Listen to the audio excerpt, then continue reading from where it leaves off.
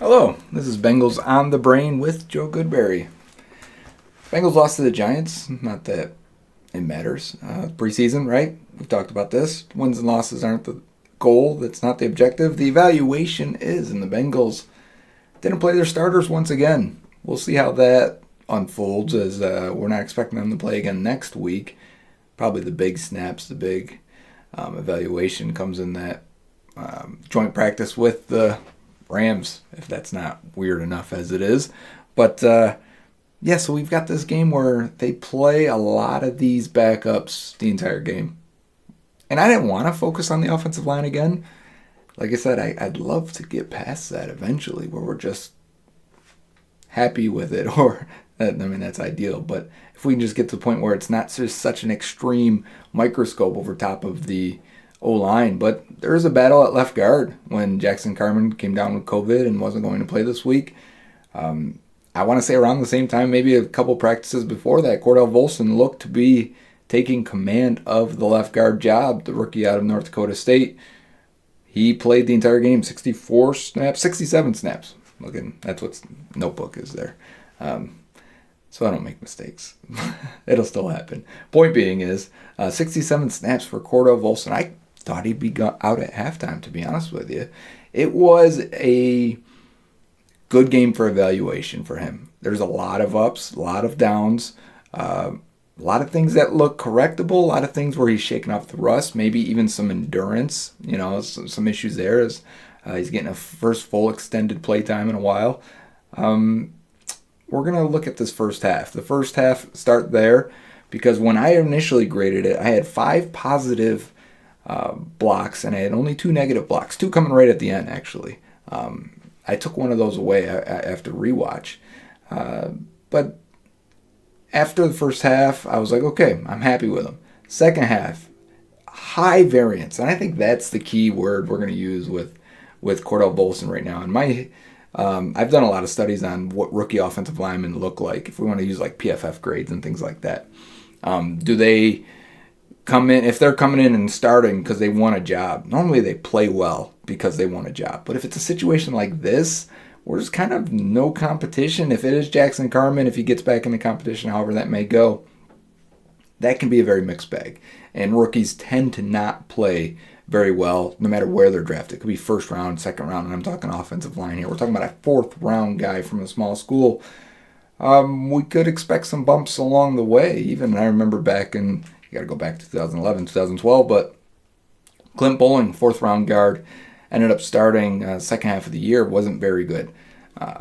But you could see the flashes. You could see in his game, like, yeah, he's going to be fine. He needs more time. He needs more reps. He needs to get stronger. He needs to speed up his game with the NFL game. But largely, his mistakes were correctable or they weren't repeated. And I kind of feel that way with Volson. I felt better after the game watching him. That was like, yeah, he probably is still the leader for that left guard job. And actually, I felt comfortable with him because I thought his issues were correctable. And then PFF, Monday morning, right? You open that up, you see, I'm interested, like, okay, what do they think about what he did? And man, he had a 50.7 overall grade and a 69.4 in the run. Very respectable. I agree there. 26.5 as a pass protector. And that was very interesting. I think it was 15. 15. He had a 15. I didn't write that down. He had a 15 for true pass grade, which is true pass sets, no screens, things like that. Very interesting. 1 sack, 3 pressures, 1 penalty. That I don't think was his fault. But let's cut on the tape of the first half for Cordell Volson. Let's see if we agree. Was it as bad as we thought it was? Okay, we've got Cordell Volson, preseason number 2, number 67 at left guard, the rookie, getting the start against the New York Giants. We're going to start off with something that I liked. Now, it's just a screen pass, but I like to see a guy get out there, locate his man, make contact, and fight through it. So, one little positive for him. We need guys that can get out on screen passes and block for Joe Mixon. Next play here. It's a bit tough. This is a 4th and 1. The Bengals want to shift their blocking to the left, right? Slide everyone to the left as the Giants look like they're going to overload that side. And they don't. So the Bengals are going to slide left, and the 2 guys that look like they may blitz are going to actually drop into coverage. So Volson's job here is he's got to get Kayvon Thibodeau all the way from the edge as Adeniji kicks way outside. So this is a tough block for the rookie, and he's a little late off the snap as it is. He's really just got to cut this edge and not give this guy a free run at the quarterback. And it's just a quick three-step drop and throw and lay it up there for Allen. So, I think he does a fine job there, but it could be seen as a loss as well. Next play here we got, again, left guard. We're going on the second quarter now. A little bit over-aggressive. We saw this with the Jackson Carman video last week, right? When you could try and get your hands on these guys right away, can you recover afterwards? Carman really struggled with it, where I feel like here you got, you're beaten. Your hips, he's past your hips. He's going to fly upfield. Volson does a decent job recovering, but it's not a great trend for twice in a row here. Number 90 now, a different rusher. He's going to get the same thing on Volson, where he's going to disengage real quick, attack that outside arm, and he's actually going to beat him here. Again, these aren't plays that register pressures, but they're not great on the evaluation sheet here. And, I don't want to focus on all the negatives because he does recover on these, and there is some positive to it. And I'm getting a little behind here as we get to this this play in the game. It's one of the last few in the first quarter, and as you can see right there, if you wondered why Chris Evans can't find anything, this is our segment of what in the preseason, because my God, Brandon Allen's gonna say orangutan or orange or something with an O number as he alerts there that he wants to switch it and run an opposite run here. And the line's going to adjust. Okay, he wants him to go left, right. I'm not sure. Which way did you say? Did you say left or right? So they're confused. The running back's going back and forth multiple times. And as a result, it's a 3-yard loss here. As the whole line you're looking at, it's Trey Hill and Cordell Volson kissing about 2 yards behind the line of scrimmage. The only guy blocking anyone, I think, is Trey Hill there not Trey Hill, I'm sorry, Lamont Galliard at center.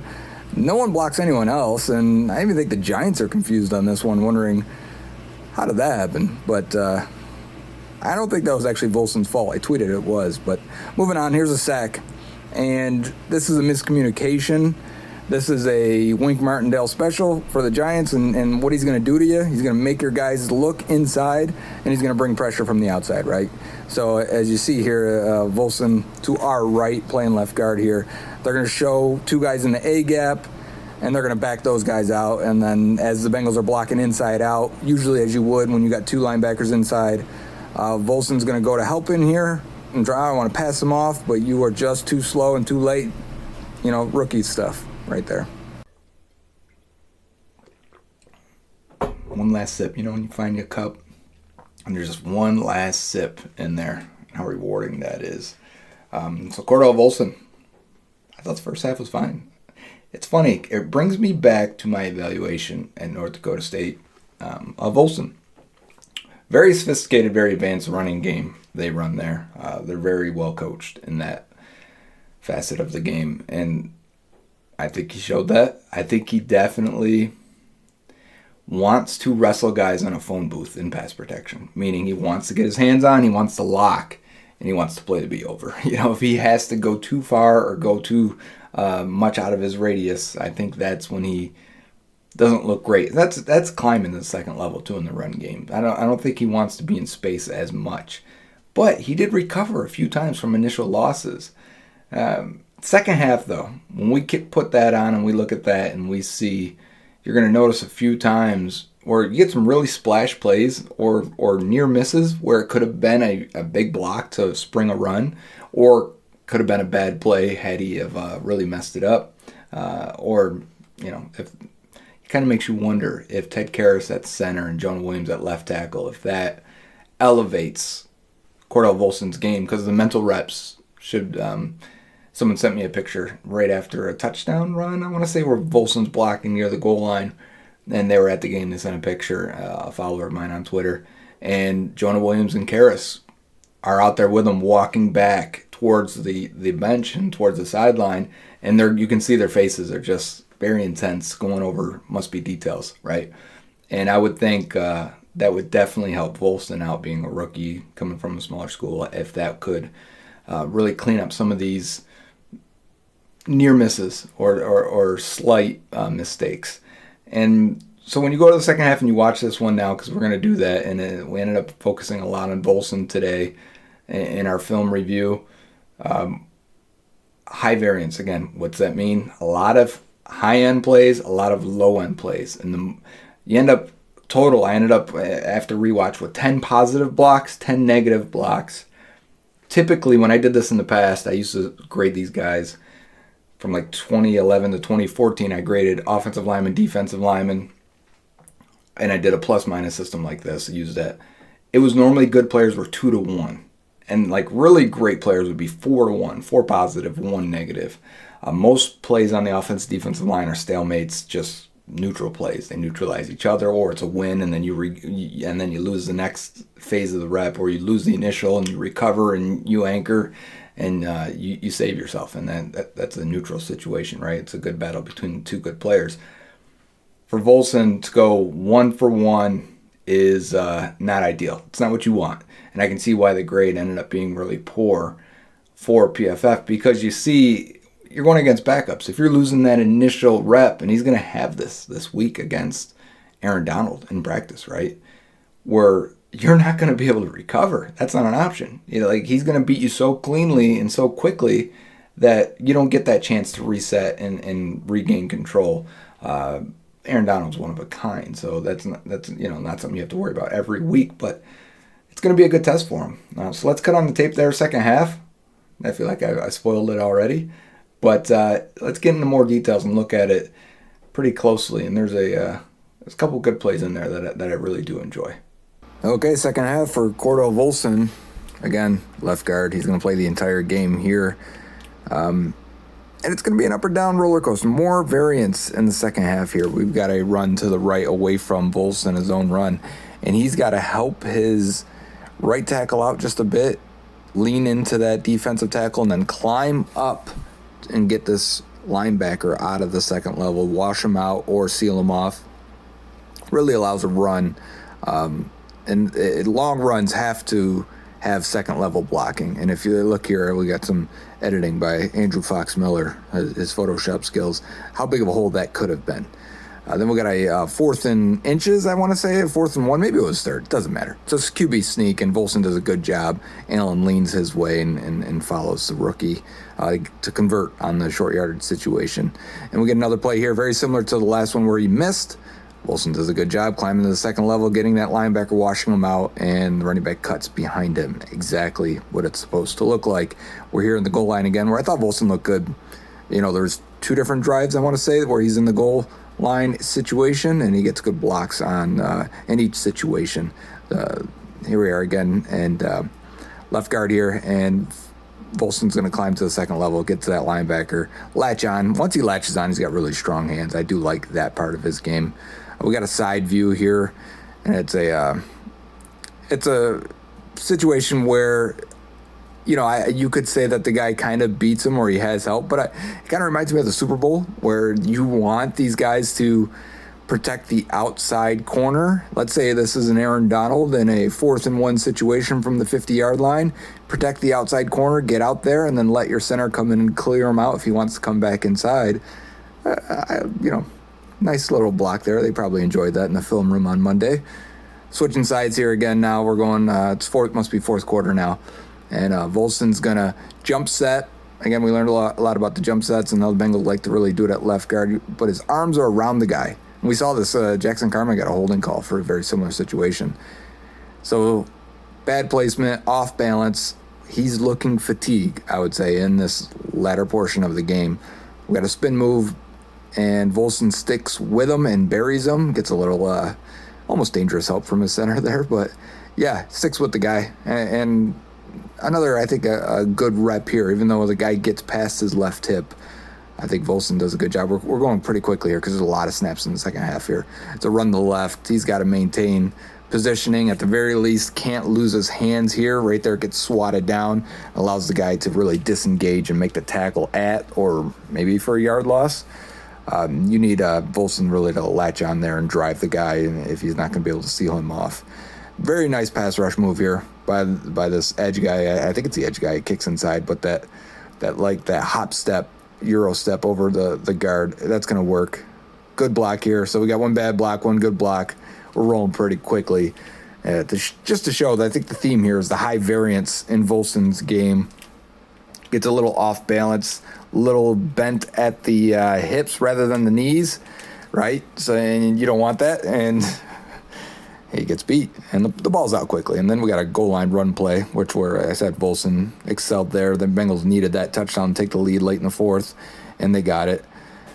This is the final play, actually, and they called Volson for a false start. So in the record book, he's going to get a false start and a penalty here. But Brandon Allen's calling for the snap. He's backing up, waiting for the snap. If anything, Adeniji moves expecting the snap. And whatever, it's preseason, right? So that's the book on Cordell Volson after the Giants game. And let's look at it as a whole, right? The 2 games so far in preseason. Has he locked up that left guard job? I don't think so. Are the Bengals still at square one with the left guard battle between Jackson Carman and Volson? Could Carman bounce back and win this job if he's back this week and has a good practice? If he has a final good game against the Rams? Could he still be the leader in the clubhouse for the left guard spot? I wonder. I wonder what about the things we don't see with Carman and with Volson. It just seems like some of the players may have gravitated to Volson a little bit more. Maybe that's hope, right? Maybe that's a little bit of cope going on there in the fan base, rooting for a 4th-round rookie to win this job because we see the writing on the wall. There's really no one else. I mean, the whole depth on the offensive line is an issue. Deontay Smith was flagged 3 times. Mount Galliard had another one. And then he went down. And then Trey Hill moved back to center after that, after getting kicked back to guard. Hakeem Adeniji looked better at tackle, to be honest with you. I think he is probably a better tackle, just not strong enough inside for guard. And maybe he just stays there. Maybe it's Deontay Smith and Hakeem Adeniji as the backup tackles, which is fine. You can figure that out if you get the rust off of Smith, man. He has not played a lot in 2 years now because of injuries. He was injured when they drafted him. He didn't work out, and he was injured his last year at East Carolina. He was injured as a rookie. He's dealt with things now in camp. Is that just going to be the MO on Deontay Smith?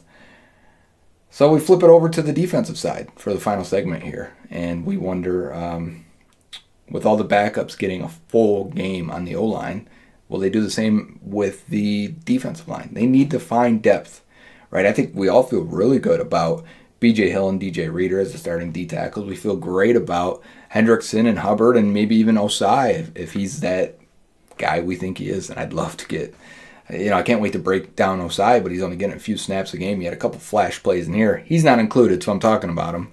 I think Osai is going to be a very good player, and I think the Bengals think he will be too, and that's why he's not playing that much. They're trying to get him the regular season. But what I thought could be a really deep defensive end group for this team after last year's class and then this year's class, and they keep adding to it in free agency, and then Wyatt Hubert retires, right? And then Khalid Kareem, again, another very similar to Deontay Smith, will flash, but the guy can't stay healthy, it seems. Even in this game, he had a nice splash play, and then he's hurt right after.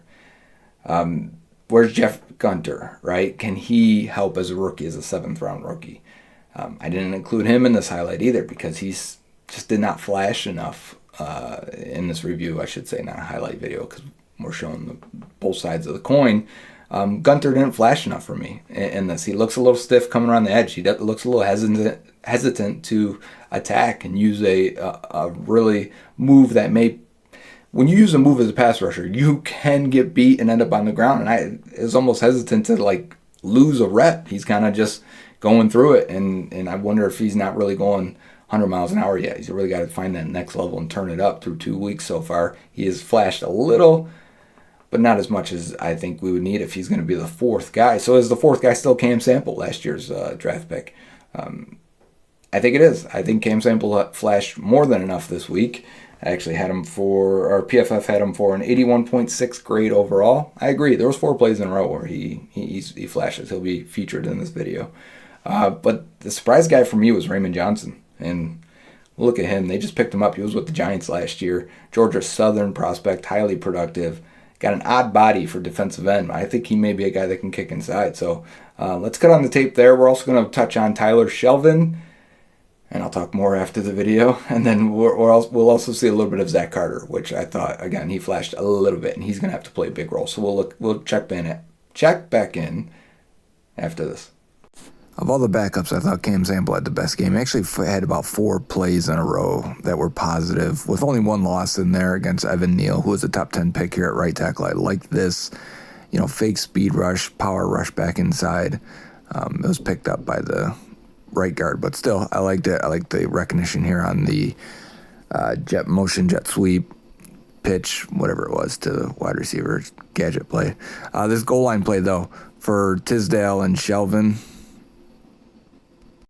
as the 2 defensive tackles in this goal line situation, it's not pretty for either one. Both get blown off the ball, especially Tisdale. He's very high cut. He just doesn't play with great leverage, doesn't play with the ability to change direction very often. I thought Zach Carter had a couple flash plays, and especially in the run. We haven't seen him yet as a pass rusher. He's been active. Like to see more, and I think we will see more of him. And here he is, he's kind of getting blown off here on this combo block, but resets, regains his eyes and his vision, and makes a tackle. That's exactly what you want to do if you're a 3-tech type. And then here is just I think an example here. We got nose tackle here is Tyler Shelvin, can't get off his guy. Tisdale can't break down in space. Noah Spence, who's been a flashy pass rusher with 6 pressures in this game, just can't catch Josh Johnson in the open field. We're back at Zach Carter here, though, who does a great job here. Again, he's going to take this guy on, lock him out, get vision, and shed. That's textbook in how to play defensive tackle versus the run when the run's going away from you there. And we're going to flash back to Tyler Shelvin. I hate to kill the guy again, but tackle radius striking for him. He just cannot move. But how about Raymond Johnson, 69? I mean, we're talking about a couple of draft picks or 1 draft pick in Tyler Shelvin that didn't stand out, but Raymond Johnson over here with the pressures and then a bull rush coming from the other side and just really flattens the backup right tackle. And we like that. We'll take that anytime. And then he kicks inside, and he beats his guard cleanly, gets a sack. And sure, there was a penalty on the back half of the play, but I don't care. It's preseason. We're here for the evaluation. How about Raymond Johnson here? And I think defensive tackle or maybe sub-package rusher is where he's going to stick in the NFL. So go ahead and dance. You stood out. So I was really happy with Raymond Johnson, as you can see there, for a guy that maybe he was just fired up to play his old team in the Giants, right? But I mean, to win from the left side, the right side, and then defensive tackle, no one else did that in this game. I mean, Noah Spence had 6 pressures, and I mentioned that. Is he going to make the team again? Is he a practice squad guy? Is he the final defensive end? Do you keep only 4 defensive tackles if Tyler Shelvin doesn't make the team? Because I tell you right now, why would you keep him? He doesn't look like he can move. He's been hurt. I mean, he's not even good against the run right now because he can't. Those Gilbert Brown types, and I've had this conversation. Someone said it to me today on Twitter too. Those Gilbert Brown types are just not effective in the league anymore. You just can't just be a giant space eater, the Sam Adams. It's not a thing. You have to create some momentum, some leverage, some burst. It's just a too spread open, too wide open game for that. And I just don't know if Tyler Shelvin can be anything more than just a big guy. And that stinks because he was a 4th round pick, and you'd like to be able to hit on those a little bit more. But Zach Carter, if he's the 3rd defensive tackle, maybe the 4th. I don't know. Josh Tupou played a lot today. Maybe he's the 3rd defensive tackle, more of a backup to Reeder, but they play a lot of 3-4 defenses. Maybe he's the 5-tech there. But Zach Carter, he's going to have to pass rush, I think. He's going to have to get 10, 15 snaps a game, possibly 20, 25 snaps a game. If he shows or develops as it goes on. Defensive tackles, again, as rookies, I think it's just interior trench players. Don't always expect a lot from those guys as rookies. I think it takes time to adjust to the speed and power. And he's coming from Florida where he played a lot on the edge anyway and kicked inside. So he's got some experience, but really he's not a true defensive tackle prospect. He's a bit of a tweener that's going to have to move in there and develop. But if he can play the run the way he did in this game, then I think that really helps. When he had a 64 versus the run for PFF. I thought whatever that's worth. We'll see. It's a limited sample size still. Point being is if he can do that, I think he'll be able to carve out a little bit more of a role for himself. And then Osai flashed. We didn't get to see that. Who is that last pass rusher? Is it still Gunter? We didn't get to see that too. I'm going to, when we get to week 3 here, because some of these guys, there's just not enough plays to really make a video on them. if we get to week 3, I'll go back to week 1 and then get Gunter. He's someone I want to really compile through preseason. So week 1 of preseason, I'll grab a few clips from that game. Week 2, a couple clips from that game. And then hopefully he's got some splash plays from week 3. Maybe we can see a progression with Gunter, because I think Gunter is going to make the team, and I had a high grade on him coming out of Coastal Carolina. So we'll see if he can be a player for them. But all in all, interesting day, because on review, I think I had my mindset that I wanted to look at the trenches and look at some different players, and then Volson just ended up being a story, because I think people were handing him the job right away after the game. I think on review, it wasn't as strong as I thought it was live. PFF's grades were terrible for him, and I was like, oh no, where are we at with Volson? So I had to review Volson. We had to look in there and dive deep into him. I think with Dax Hill, because we watched him last week, great game again for him. He looks like a player. He looks like a very good player. He looks like they've added somebody to this defense that they did not have. And I love Jesse Bates. I think the two of them would be amazing, what you could do with those two guys with that type of range. But the way he comes down and covers tight ends, and man, yikes, that's another chess piece for Lou Anarumo, who was really dicing it up last year towards the end of the season, especially in the playoffs, and just mixing it up with different variations. Dax Hill is going to bring something for them. Whenever they get Bates back as well, it's just going to open it up even more. And then Jalen Davis, I think he locked his spot as the backup nickel, backup slot corner. PFF has him targeted 9 times, giving up 9 catches for like 40-something yards, right? That sounds bad, other than the yardage, but it's like a 71 pass coverage grade. That he looks like a good backup guy, and he's going to play special teams as well. And then Chris Evans. I'd love to highlight Chris Evans if every single one of his runs or plays weren't called back due to a penalty. He is just flashing. I'm really hoping he carves out a role on offense. But after 2 preseason games, I still think we have questions with the pass rush and the depth there, and I think we still have questions with the offensive line and the depth there. So hopefully with 1 more week to go, we can get some answers as we come back after this Rams game to close out preseason.